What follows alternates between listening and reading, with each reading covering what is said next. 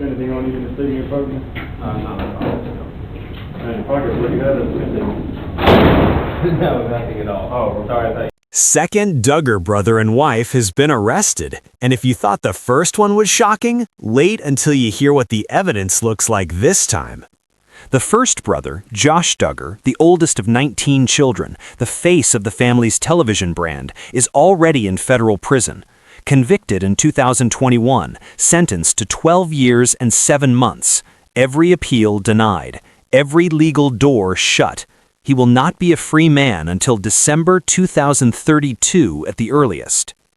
The second brother is 31-year-old Joseph Duggar, the seventh child, a father of 4, a man who stepped back from the public eye years ago and appeared, to anyone still paying attention, to be living quietly in northwest Arkansas with his wife and young children. He was arrested on March 18, 2026. The charges came out of Florida. Felony charges, and before the week was over, his wife had also been arrested on separate charges in Arkansas involving those same 4 children. What prosecutors in Florida have in their possession right now is not a he said, she said case. It is not a case built entirely on one person's account against another person's denial. It is a case with a documented forensic interview, an official arrest affidavit from a county sheriff's office, and a recorded phone conversation in which the suspect admitted the conduct and stated that his intentions were not pure. Before we go any further, this video covers the alleged abuse of a minor. We handle it with facts and with care, but I want to be transparent with you about what this case involves before we go deeper into it. For anyone watching this channel for the first time, subscribe right now, notifications on, drop a comment and tell us where in the world you are watching from. We cover cases like this one from every angle, the investigation, the legal process, the evidence, and we stay with them long after they fall off the front page. And to everyone who has already been part of this community, every person who has subscribed, shared a video, left a comment, sent this channel to someone who needed to see it, thank you. The growth of this channel is entirely because of you. Every case we cover reaches more people because you chose to share it. That matters more than we can put into words.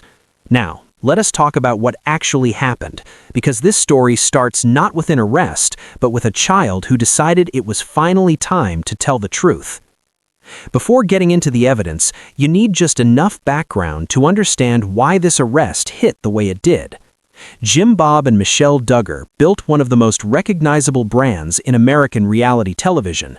Their show, 19 Kids and Counting, launched on TLC in September 2008 and ran for 7 years.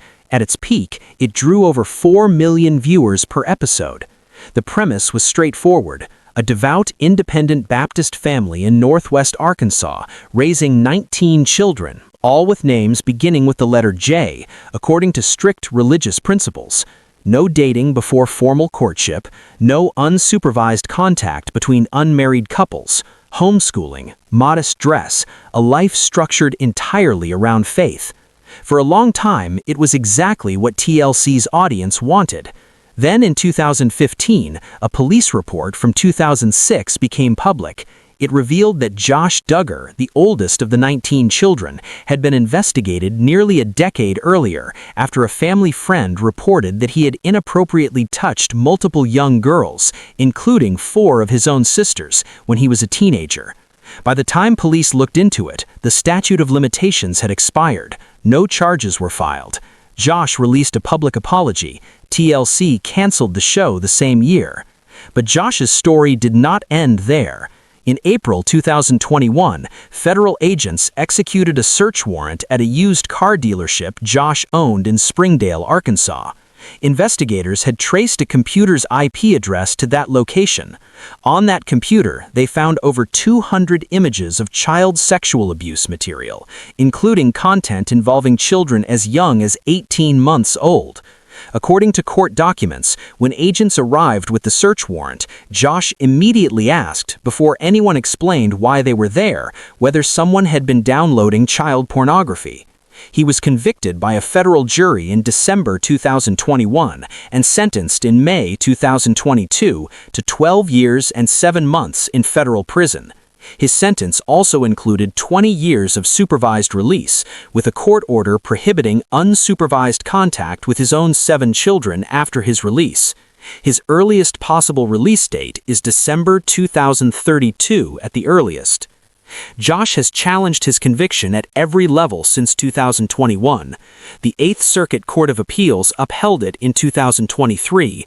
The U.S. Supreme Court declined to hear his appeal in June 2024. In July 2025, representing himself from prison, after the court denied his request for a public defender, Josh filed a new 54-page motion to vacate his conviction. He claimed a Department of Justice forensics expert committed perjury by presenting manipulated digital evidence, that prosecutors withheld key information, and that he was denied the ability to present evidence pointing to an alternative perpetrator. That hearing was scheduled for March 4, 2026, but was postponed after Josh retained Chicago attorney Bo Brindley, the same attorney who previously represented R. Kelly. A new hearing date has not been set. As of March 2026, Josh Duggar remains at FCI Seagoville, a low-security federal correctional facility in Texas near Dallas. Every legal challenge he has filed has failed. His case remains technically active, but he has no successful challenge to his conviction to date. That is the backdrop. That is the family name Joseph Duggar carries into a courtroom. The case against Joseph Duggar did not begin with a tip to a hotline. It did not begin with a social media post or a news report. It began in a forensic interview room in Tontitown, Arkansas in early March 2026, when a 14-year-old girl sat down with trained investigators and told them what had happened to her 6 years earlier. Forensic interviews are structured, recorded conversations conducted by specially trained professionals. They are designed to gather accurate, uncontaminated disclosures from child victims without leading questions or coaching. The recordings are used as official documentation in criminal proceedings. What that girl said in that room became the foundation of this entire case. During the interview, she described a series of incidents that occurred during a family vacation to Panama City Beach, Florida, in 2020. She was 9 years old at the time. Joseph Duggar was 25. According to the Bay County Sheriff's Office arrest affidavit, the families were known to each other and traveled together. That relationship is what gave Joseph access to the child. The affidavit states that during the vacation, Joseph repeatedly asked the girl to sit on his lap. Later, he asked her to sit beside him on a couch and covered both of them with a blanket. He then made inappropriate contact with her over her clothing and continued to rub his hands on her thighs. The girl reported that Joseph eventually apologized on his own and that the conduct stopped after that apology. She did not tell anyone at the time. What prompted her to come forward in early March 2026, after 6 years, has not been publicly confirmed by investigators. What is confirmed is that she did come forward. She participated in the forensic interview, and the documentation from that interview was enough for Tontitown police to move immediately. On March 17th, one day before Joseph's arrest, the victim's father confronted Joseph directly. According to the Bay County Sheriff's Office, Joseph admitted his actions to the father during that confrontation. Tontitown police then took a critical investigative step. They set up a monitored, recorded call between the victim's father and Joseph with a detective on the line. This is a standard investigative technique used to capture admissions in cases where a suspect may speak more freely in a personal conversation than they would directly to law enforcement. On that call, Joseph admitted that he had made contact with the girl over her clothing. He also stated that his intentions were not pure. That last phrase is legally significant. In child molestation prosecutions, establishing criminal intent is often one of the hardest elements to prove beyond a reasonable doubt. Physical contact alone does not always meet the legal threshold. Intent does. Joseph provided that element himself, voluntarily, on a line he knew, or should have known, was being monitored. Every inmate and every person on a recorded law enforcement call is informed before the call begins that it is being recorded. The following morning, March 18, 2026, Tontitown police arrested Joseph Duggar at his home. He was transported to the Washington County Detention Center. The Bay County Sheriff's Office in Florida announced the charges: molestation of a victim less than 12 years old and lewd and lascivious behavior conducted by a person 18 years or older. Bay County Sheriff Tommy Ford addressed the public directly after the arrest. His message was unambiguous. "We work, unfortunately, way too many of these types of cases, and I don't care if he's got a TV show or who he is or what he's done. He's committed an illegal act, and he's going to be held accountable for that." The Duggar name, the television history, the public profile, none of it changed how his office would handle the case. Shortly after Joseph's arrest, the Washington County Sheriff's Office released booking footage from inside the detention center. The video shows Joseph going through the standard intake process, being searched, having his information entered into the jail system. Take a look at this footage. The booking video is now part of the public record. His reference to his brother in response to being asked if he had been there before is one of the more striking moments in the footage, an offhand acknowledgement of Josh Duggar's own arrest and processing through the same system years earlier. Joseph made his first court appearance via Zoom the following day, dressed in a jail jumpsuit. On March 20th, 2 days after his arrest, he waived his right to an extradition hearing in Arkansas, meaning he did not contest being transferred to Florida to face charges there. Joseph Duggar waived his right to an extradition hearing this morning. Florida authorities now have 30 days to transfer him from Washington County to Bay County. Florida authorities now had up to 30 days to transport him. Once in Bay County, a judge would hold a hearing to determine whether bond would be set and at what amount, given the severity of the felony charges he faces. The day after his arrest, Joseph made a call from inside the Washington County Detention Center. All inmate calls are recorded. Inmates are informed of this before every call. That did not stop what came next. 5 News Arkansas obtained part of the call. In it, Joseph reached out to what appeared to be legal counsel or an advisor, trying to understand where his situation stood. Here is part of that call. Hi there. This is Joe Duggar here. Yeah. Hey, hey, I'm over here at the Washington County. Yeah. Kind of, I don't know if my dad mentioned it to you or not. Yeah.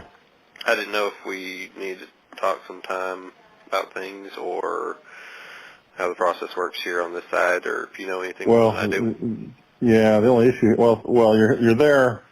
You're in custody pending the issuance of a governor's warrant by the state of Florida. Okay. And you can be held for 30 days. Now, you may be entitled to bond. Have they talked to you about? I got my status. Yeah. Have they talked to you about? Have they talked to you about bond? Nothing. No. Okay. They haven't said they're going to bring you before a judge anytime soon? No, nothing of that sort. Okay. Yeah, that's the only issue you've got now while you're in Washington County. You want to be out. And you get ties to the community, you get your family here. I mean, the judge should set a bond, in which case you'll be out pending Arkansas receipt of a governor's warrant from Florida. It's called extradition, which you may have heard of, but Okay. But yeah, that's the only issue you got here in Arkansas. So, Okay. All right. they should. They should. I mean, you should appear before the judge for bond, but let me know if that happens. Okay. If not, we might be able to get you in front of a judge for that. Okay. You have 3 minutes remaining on this call. Yeah, I guess if that's it, I guess we'll just, thank you. Yeah, if that's it, then I guess we can, circle back if we hear anything. Yeah.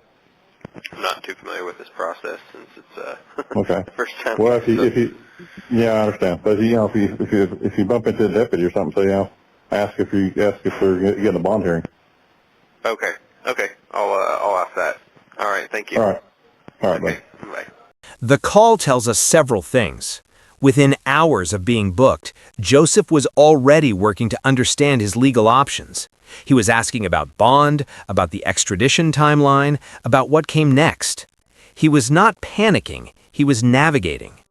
What the call also confirms is that at this point, Joseph had not yet been formally assigned legal representation for the Florida case.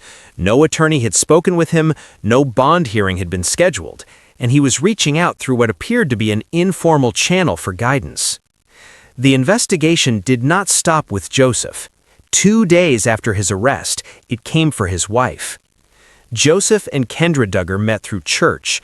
They married in September 2017. She was 19, he was 23. Their wedding was documented on TLC's Counting On spin-off series. They have 4 children together. Son Garrett, born June 2018, daughter Addison, born November 2019, daughter Brooklyn, born February 2021, and a 4th child born in 2022. Their oldest is 7 years old, their youngest is 3. When Joseph was arrested on March 18th, investigators conducted a welfare check at the family home. What they found inside that home triggered a separate criminal investigation, one that is legally distinct from the Florida charges Joseph faces. On March 20th, the Tontiton Police Department announced arrest warrants for both Joseph and Kendra Duggar on the following charges in Arkansas: 4 counts of second-degree endangering the welfare of a minor, and 4 counts of second-degree false imprisonment, 8 charges each. The department's statement was precise. As a result of the continuing investigation, additional charges have been filed in this case against Joseph Duggar, age 31, and Kendra Duggar, age 27. Arrest warrants have been issued and served for the following misdemeanor offenses through district court: 4 counts of endangering the welfare of a minor, second degree, 4 counts of false imprisonment, second degree. This remains an active and ongoing investigation. Arkansas law strictly limits the information that may be released in cases involving minors and other sensitive circumstances to protect the integrity of the investigation and the privacy of those involved. No further details will be provided at this time. The department has not officially confirmed the specific evidence behind these charges. However, an insider who spoke to U.S. Weekly, whose account has not been independently verified by law enforcement, claimed the charges relate to the discovery that lock mechanisms on certain bedroom doors inside the home were positioned on the outside of the doors rather than the inside. If accurate, that would mean the children inside those rooms could not open the doors themselves from within. That detail, if confirmed, explains the legal basis for both charge categories. Under Arkansas law, second-degree endangering the welfare of a minor covers conduct that creates a substantial risk of serious harm to a child. If a child cannot exit a room in an emergency, a fire, a medical situation, any urgent need, that constitutes a risk of serious harm. Second-degree false imprisonment covers knowingly restraining another person's movement without legal authority. 4 counts on each charge, 1 for each of the couple's 4 children, suggests every child in the home is implicated in the welfare concern. Tontiton police arrived at the Duggar residence around 1 p.m. on March 20th to serve the warrant. Kendra was not home. She turned herself in later that afternoon. Jail records from the Washington County Sheriff's Office show she was taken into custody at 4:56 p.m. local time. She was released approximately 1 hour later on a bond of $1,470. A hearing in the Arkansas misdemeanor case was scheduled for March 23rd. Joseph remained in the Washington County Detention Center. This case is moving fast and it is not close to finished. Subscribe and turn on notifications so you are notified the moment new developments drop. We will be here every time this case moves. Joseph's most serious legal exposure is in Florida. The charges there are felonies, and the most powerful piece of evidence prosecutors have is not physical forensics, not a witness lineup, not surveillance footage. It is Joseph's own voice. He admitted the conduct to the victim's father on March 17th. He then admitted it again the following day on a recorded call with a detective monitoring the line. Those 2 admissions together establish both the act and the intent. The phrase he used, that his intentions were not pure, goes directly to criminal intent, which is a required element under Florida's lewd and lascivious behavior statute. For a defense team, this is the central problem. There are several angles they could pursue. The first is a motion to suppress. Defense attorneys could argue the monitored call was improperly set up, that Joseph was not adequately advised of his rights before speaking, or that the recording violated proper procedure. If successful, a suppression motion could remove that recorded admission from trial entirely, meaning the jury would never hear it. From inside FCI Seagoville in Texas, Josh Duggar responded to his brother's arrest through his attorney. The statement was relayed to the Daily Mail. Josh Duggar does not know the details of the claims that have been made against his brother Joseph, but he knows the media frenzy that any incident regarding his family creates. He feels for his brother because everything is amplified out of proportion by the media interest in his family. This makes the pain of the criminal justice process exponentially worse. Josh prays for his brother, and he hopes that he can stay strong. He, too, has felt the crushing wave of accusation that is powered by the media spectacle to which his family is subjected. The attorney also confirmed that Josh and Joseph are not in frequent contact with each other. It is worth noting the context in which that statement was made. Josh's own conviction was upheld at every appellate level. Every legal challenge has failed. His current motion to vacate, filed in July 2025 and now in the hands of attorney Beau Brindley, has not been decided. He has no successful challenge to his conviction to date, and his release date sits at December 2032. His attorney's framing of the charges against Joseph as amplified accusations powered by media spectacle is a position, not a legal finding. The recorded admission, the forensic interview, the affidavit from the Bay County Sheriff's Office, and the monitored call with a detective on the line are the actual record. The broader Duggar family went largely quiet after Joseph's arrest. Jim Bob and Michelle Duggar issued no public statement. Joseph and Kendra's own social media had been inactive since 2021. Their last public post was celebrating their third child's second birthday. The first and most direct family response came from Joseph's older sister, Jill Duggar Dillard, and her husband, Derek. Jill's own history with this family carries weight here. In 2015, she publicly confirmed that she was one of the victims of Josh Duggar's conduct as a teenager. She wrote about it in detail in her 2023 memoir, Counting the Cost. She and Derek published their response on their family website on March 19th, the day after Joseph's arrest. They learned about the arrest not from a family member. They learned about it from a text message sent from a friend who had seen the news. We were shocked yesterday evening to learn of Jill's brother Joseph Duggar's arrest. We first learned of anything related to his charges yesterday via a text from a friend who messaged us about the recent media reports of Joseph's arrest and his alleged confession to molesting a juvenile female in 2020. We are shocked and heartbroken. We strongly condemn abuse. We support the rule of law and hope that justice will be achieved. Our hearts go out to the innocent juvenile victim of this unspeakable crime and her family. We pray God gives her strength, comfort, and hope, and that she is able to get all the help and support she needs and deserves in the days ahead. We love our sister-in-law, Kendra, and our 4 nieces and nephews, and pray that they feel loved and supported during this time, as we cannot imagine the indescribable pain they feel as they process and grieve everything. Jill and Derek were the first Duggar family members to speak publicly. They were also notably still unaware when they wrote those words that Kendra would be arrested the following day. Joseph's cousin, Amy Duggar King, who has written publicly about the family in her book Holy Disruptor and has been one of the most consistent critical voices from within the extended family, also released a statement on March 20th. In light of the recent allegations involving my cousin Joseph Duggar, I am sickened, heartbroken, and deeply angry. My first thoughts are with the victim, a child who deserved to be safe, protected, and surrounded by people she could trust. The courage it took for her to come forward, especially after years of carrying something so heavy, cannot be overstated. That bravery deserves to be honored above all else. I was utterly shocked to hear about these allegations and Joseph's arrest.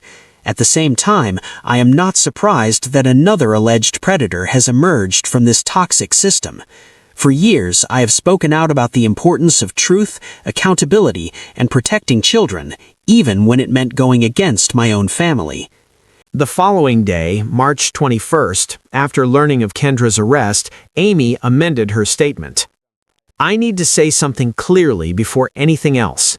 My statement released on Friday, March 20th, was written and submitted before I had any knowledge of Kendra Duggar's arrest.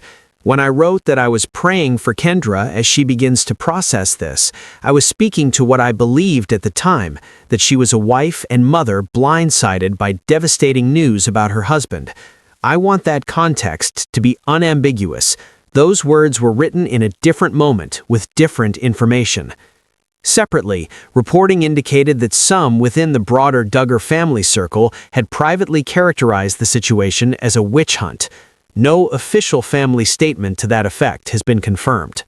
With both parents now facing criminal charges, the immediate practical question is what happens to the 4 children, ranging from approximately 3 to 7 years old.